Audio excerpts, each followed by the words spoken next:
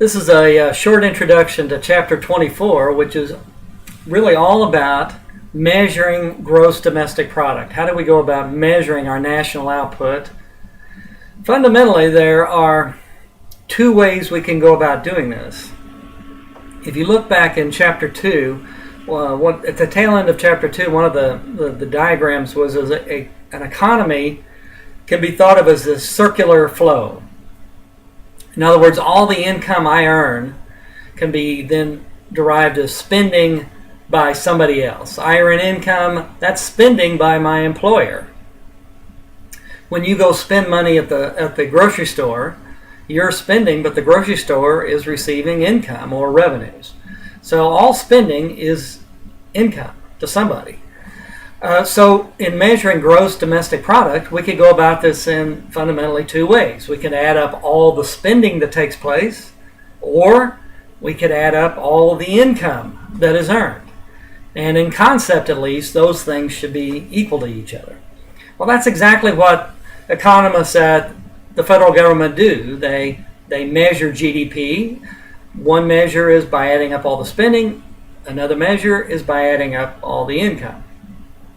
Another aspect of GDP we need to keep in mind is that fundamentally, even though what we're really trying to measure is production or output, we can't really use quantities for that because, in other words, how do you measure a quantity of medical service and compare that to a number of oranges being produced by a farmer in Florida? You know, those aren't even remotely comparable.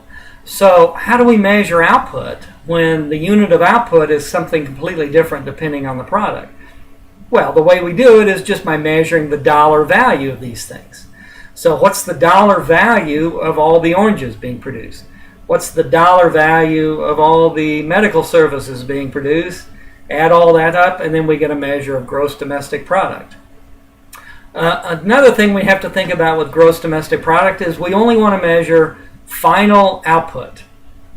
In other words, we don't want to double count. Let me give you an illustration. So for example, if an aspect of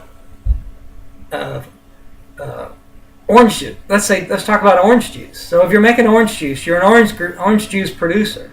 Well, certainly one of the inputs you're going to have are oranges.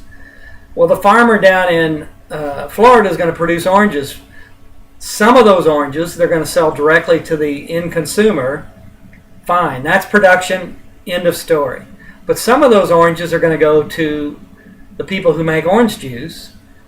But we don't want to count those oranges when they're sold to the orange juice manufacturer. We only want to count them one time. So we're going to count them when orange juice is produced, and we're just going to count the value of the orange juice. We only want the final product.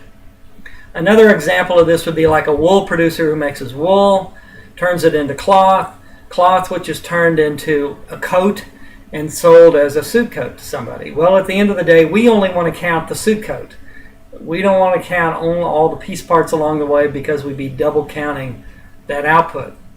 So we only want to count final goods and services. Another thing about GDP is that we want to exclude anything that's non-production or non-market. So for example, non-production. What if I sell you a used car? What if I sell you my car? I don't need it anymore, I'm selling it to you. Is that counted in gross domestic product? Well, the answer is no, it's not counted because the car was already produced. Let's say my car is a 2007 car. The car was counted in 2007 when it was originally sold. Just because I'm selling it to you is simply a transfer of the ownership. Nothing new was produced, so we don't count it again. Another aspect of non-market transactions is what if I offer to paint your house just because you're a nice person and I say I can help you paint the house. Well, I painted your house. Is the value of the output of your new house being painted, do we count that anywhere in GDP? Well, the answer is no, we don't, because there was no market transaction. You didn't pay me, so therefore there's no market transaction to count. Probably would count the paint, by the way. You probably went down to the store and bought the paint. That would have been counted. Finally, a third aspect that we don't count that's non-production is something called transfer payments. Transfer payments are payments received for no production. So like if your grandma gives you a $20 bill for your birthday, that's not a market transaction. That's a transfer payment. Grandma's just giving you 20 bucks as a gift. Another type of transfer payment are things like Social Security payments or pension payments. Again, those are just payments being received because you're there, not because you did any kind of work in return for it. So we don't count those in GDP as well. All right, finally, to summarize, GDP, we're going to add up all the final goods and services, all the value of that stuff. We can do that two ways. We can add up all the spending. That's the expenditures approach. We can add up all the income. That's the income approach.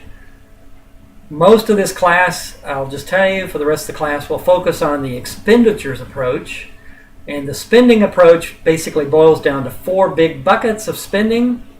C, which is consumption, spending by consumers. I, which is investment, which is spending by businesses.